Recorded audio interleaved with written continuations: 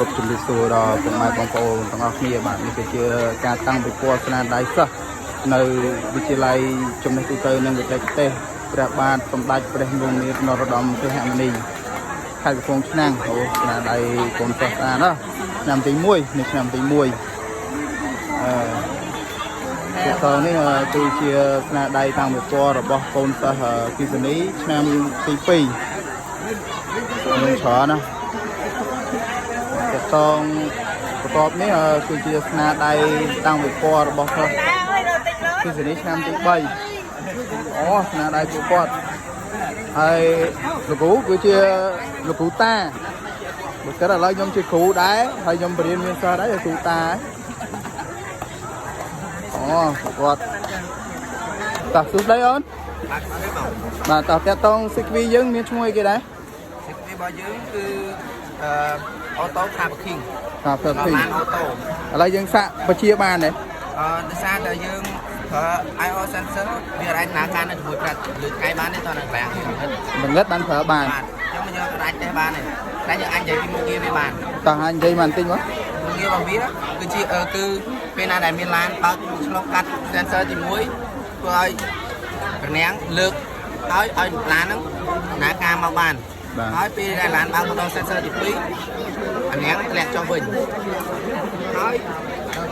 ពេលដែលឡានចូលឡានមួយក្នុងនេះក្នុង LCD បង្ហាញថាចំណតមានឡានមួយចូលហើយនៅសល់ចំណត4ទៀតក្នុងបន្សឹបហ្នឹងយើងចូលដាក់ថានៅក្នុងហ្នឹងអាចចំណតឡានចោតបាន15ទេអូខេហើយពេលឡានចូលមួយនៅក្នុង LCD វាបង្ហាញថាឡាននៅចំណតនៅសល់4បាទទាំងតកតងនឹងការគាត់បង្ហាញនេះតកតង LCD នេះគឺជារបាតកតងថ្ងៃនេះគឺគាត់អត់បានបង្ហាញទេតែបងព្រោះថ្ងៃវាបញ្ជាអត់បានវា sensor ចាប់អត់បានព្រោះវាភ្លឺពេកតដល់ល្ងិតអាចចាប់បានហើយនៅក្នុងនេះគឺបានដាក់ឡានបាន15ទេនេះស្នាដៃពួកគាត់ល្អតកតងនេះគឺ sensor ចាប់រនាំងចូលអីហ្នឹងខាងគាត់អីហ្នឹងគឺល្អអរគុណច្រើនអូនសួស្ដីអូនណាតើឥឡូវនិយាយពីតកតងស៊ីគ្វីយើងបន្តិចមើលអូននេះគឺជាស៊ីគ្វីអូតូសាកាអានៅពេលវាត្រូវទឹកភ្លៀងស្នូកអាវានឹងបាត់ចូលដល់ពេលវាអស់ដំណក់ទឹកភ្លៀងពេលវាដែលវាបើកថ្ងៃវាស្ងួតវានឹងបាត់ចូលមកវិញ5ដល់30អានេះ sensor 5អាអូតូពេលដែលមានមេឃភ្លៀងមេឃអីហ្នឹងគឺវាសារអូតូដល់ពេលវាអស់ដំណក់ទឹកភ្លៀងវានឹង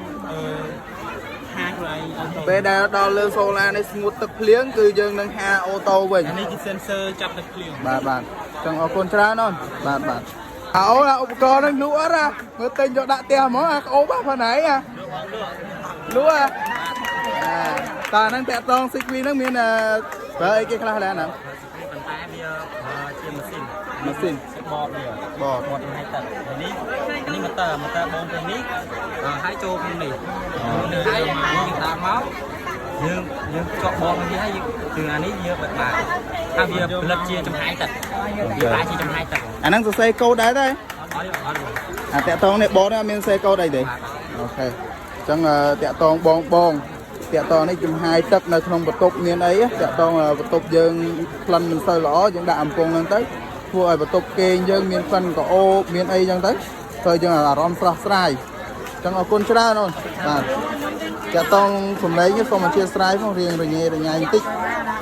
សូមជំរាបសួរដល់ពុកម៉ែបងប្អូននេះតាក់តងគម្រោងរបស់កូនសិស្សតាក់តងនឹងបិទបើកអូតូអានេះដោយប្រើ sensor សួស្ដីអូនបាទតាក់តងអញនិយាយពីទង្វើការវាតិចបានទេបាទពេលយើងចាប់ពេលមានអុកអីដែលឆ្លងកាត់ sensor វានឹងចាប់បានវានឹងបញ្ចូលទៅ PLC នេះPLC អូ PLC ទៀតជាព័ត៌មានចូលទៅដុំវិទ្យាម៉ូទ័រដើម្បីប្រមូលវាបើកវិញនេះដុំម៉ូទ័រហើយវាមានបតំបត្តិជាអានេះ unlock ថាយើងចាប់ឲ្យវាយើងអានេះអាចបញ្ជាដោយដៃបានបញ្ជាដោយដៃហើយយើងចង់ឲ្យវាឈប់ដើមហ្នឹងក៏បានហើយយើងចង់បោះប្លុកវាបាទហើយវាដំណើរការតទៀតអញ្ចឹងតាក់តងហ្នឹងគឺសិក្វីនេះតាក់តងប្រព័ន្ធវិទ្យាចង់ស្វ័យប្រវត្តិក៏បានពេលដែលយើងមាន error យើងអាចបញ្ជាដោយដៃបាន ចឹងគឺប្រើនេះតាក់តនេះគឺសរសេរកូដសរសេរអីដែរប្រើពាន់ PLC ស្នាដៃពួកគាត់ល្អបានធ្វើគម្រោងនេះសាគីសេរីឆ្នាំ2មែនអូនឆ្នាំទី3អូគាត់ឆ្នាំទី3ហើយគម្រោងបញ្ចប់ឆ្នាំមែនអាហ្នឹងអូល្អគម្រោងបញ្ចប់ឆ្នាំចាសសួស្ដីអូនតោះតាក់តងស៊ីគវីយើងមានឈ្មោះអីគេដែរយើងមានឈ្មោះថាសម្បត្តិប្រចាំបែងចែកផលស្វ័យប្រវត្តិបាទតើឥឡូវយើងឆាកដាក់មកវាដំណើរការបន្តិចមើលអានេះលក្ខណៈផលិតកម្មដំណើរការរស្វ័យវត្តចាប់តាមពណ៌ក្រហមចាប់ដល់ពណ៌ក្រហមទៅពណ៌ខៀវគឺយើងដាក់ខុសឲ្យ sensor វាយតោះដាក់បន្តទៀតអត់អីតោះពណ៌ខៀវគឺវាយចេញនេះវាមានបញ្ហាថាវាចង់ error ទាក់ទងនឹងកងពលឺថ្ងៃគាត់ធ្វើបានប៉ុណ្ណឹងល្អគាត់អរគុណច្រើនអូនតាក់ទងសម្លេងខ្ញុំជាស្រ័យបងតែតាក់ទងនឹងប្រព័ន្ធនេះវិញគឺប្រព័ន្ធផលិតអគ្គិភ័យដល់ស្វ័យប្រវត្តិនៅក្នុងផ្ទះ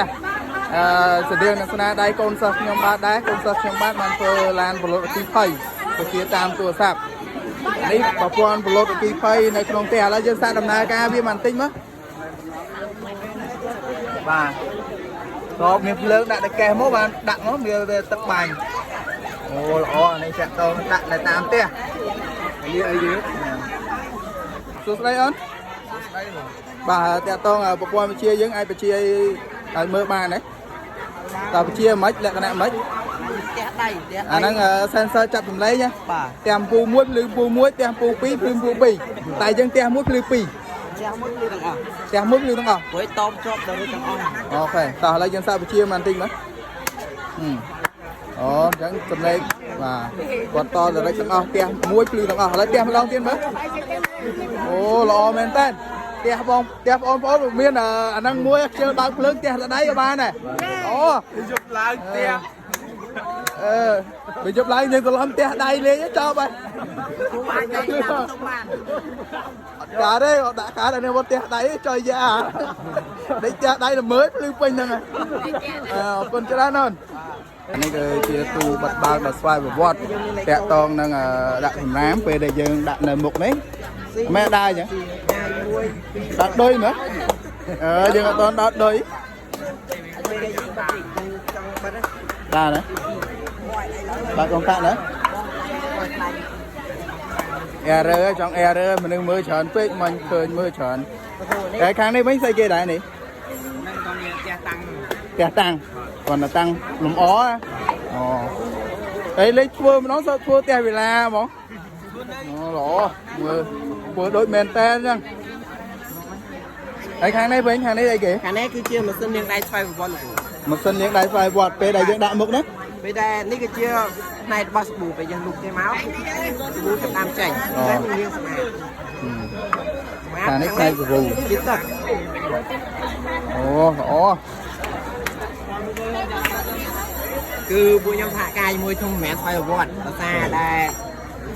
អូយើងមានន័យថាយើងបោះចោលសម្រាមរួចដៃយើងមានមេរោគយើងទៅលាងនៅក្នុងនេះបានបាទអូល្អក្នុងប្រព័ន្ធនេះបានចេះសហការគ្នាអញ្ចឹងល្អអូបើទៅជាមកនិយាយបន្តិចមកទៅលោកដាក់សម្រាប់ឆ្ងាយទេភាសាដែលវាមានបញ្ហាចង់ error កូដហ៎បាទ